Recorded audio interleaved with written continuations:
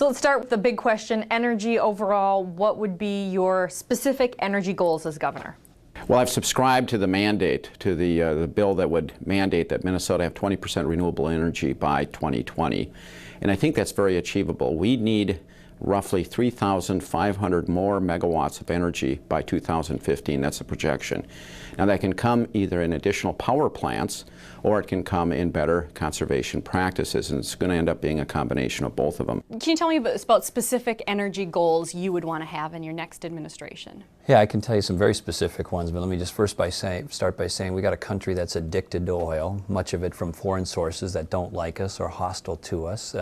It is a problem because there's wild price fluctuations, as we have seen, and it burns not very cleanly.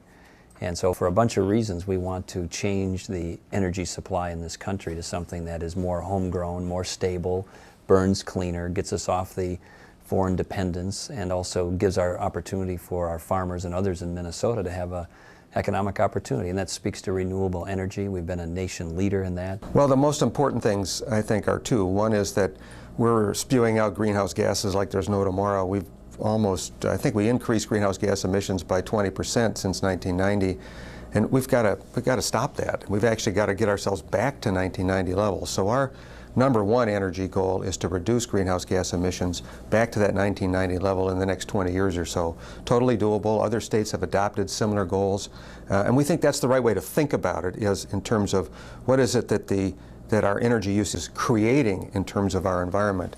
And to do that, you've got to deal with renewables, you've got to deal with conservation, and you've got to deal with new technology. If you're not doing those three things, you're not going to be able to achieve that goal. It's a process of elimination as to where we get our energy. Right now, we're very dependent upon natural gas. We're at the end of the pipeline. It is actually fully absorbed right now by the conversion of coal plants to natural gas. We've seen tremendous fluctuations with regard to natural gas pricing, some of which we believe is due to market manipulation. It's essentially an unregulated area. I believe the CFTC ought to be regulating it. We've sent letters to them. And CFTC, for people who might not know? It's a Commodities Futures Trading CFTC. Yes. The Commodities Futures Trading Commission. Okay. And it's like regulating the stocks, except in this case we're talking about natural resources. And the problem with natural resources is you got too few trading partners going on, and there's been certainly evidence in certain areas, California being one of them, during its crisis in 2000, where these companies which were supposedly competing were buying natural gas from one another and jacking up the price. I'll buy yours at a higher price if you buy mine at a higher price. And how about specific goals you have? Our goal is to have 25% of the energy consumed in Minnesota be from renewable sources by the year 2025. So 2025 instead of 2020, which was the other proposal that was out there, 20%. Yeah, there's a competing proposal, but I think the concept or the general direction is the same, which is let's set a stretch goal for the state to have significantly more of our energy from renewable sources in the next 15 or so years. How about from Minnesota renewable sources? We have the first turkey manure plant, ready to go down in southern Minnesota, and there's the wind, and there's a lot of talk about the biomass. Do we have enough, you think, within this state to support ourselves on that 25%? Well, we don't yet, but we can, and particularly if we get much more aggressive on biodiesel and ethanol and E85, those are higher levels of ethanol and gasoline. If the biomass industry kind of lives up to its promise, that'll help a lot. We're adding wind energy capacity at a very good rate. So our thinking about this is set a pretty tough goal and then organize everything else you do toward that goal rather than just... Let me interject if I can. You say set a pretty tough goal. What specifically is your energy goal? The Senate passed a bill, 20 by 20, 20% renewables by 2020. Do you want to do that? Do you want to do something different, more aggressive, less aggressive? Our goal is on greenhouse gases. I mean, we think the way that the issue is not so much the energy we consume or where it comes from as what's the consequence for the environment of the energy we consume. So our focus is really environmental, and then you back off of that and say, okay, how do we achieve to getting back to those 1990 levels of greenhouse gas emissions? And there's only three ways to do it. Conservation, and we're arguing that we can get there with 2% reduction every year in terms of energy use. Substitution, So that would be ethanol and other biomass fuels on the one hand.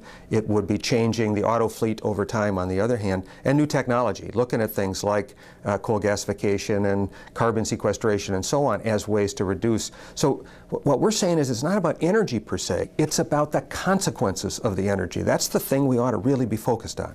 Minnesota happens to be the second windiest state in the country. You got the Buffalo Ridge in western Minnesota. You look at Germany, I believe they're at 20% now just in wind technology.